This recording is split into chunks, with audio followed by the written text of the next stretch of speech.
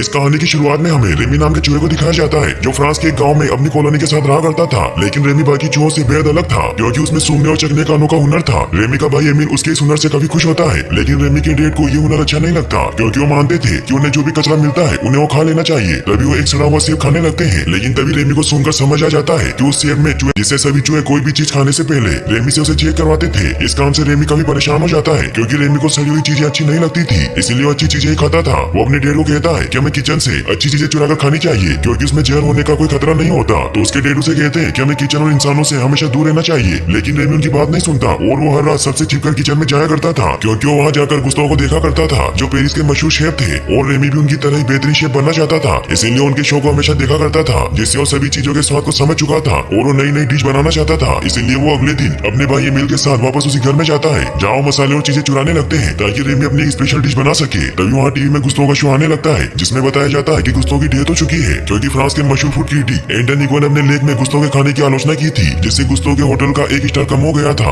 और गुस्ताव इस सदमे को सहन नहीं कर पाए और गुजर गए। इससे रेमी काफी सैड हो जाता है, लेकिन तभी उस घर की मालकिन रेमी और उसके भाई को घर पर देख लेती है, जिससे उन्हें मारने के लिए उन पर फायर करने लगती है। ये देखकर एमिल काफी ज्यादा डर जाता है और वो उस घर के ऊपर बनी अपनी कॉलोनी की तरफ बढ़ने लगता है, जिससे वो ओल्ड लेडी जब अपने घर की छत पर शूट करती है तो पूरी छत नीचे गिर जाती है और सभी चूहे वहाँ से भागने लगते हैं। वो ओल्ड लेडी सभी चूहों को मारने के लिए उन पर अटैक करने लगती है, लेकिन सभी चूहे वहाँ से बचकर बोट से निकल जाते हैं। लेकिन रेमी गुस्ताव की किताब लेने की वजह से पीछे रह जाता है और वो अपने बाकी कॉलोनी वालों के पास नहीं पहुँच पाता, जिससे रेमी सभी से बिछड़ जाता है और वो नाले के पानी में बहकर कहीं दूर चला जाता है। वो वहीं कई दिनों तक अपनी फैमिली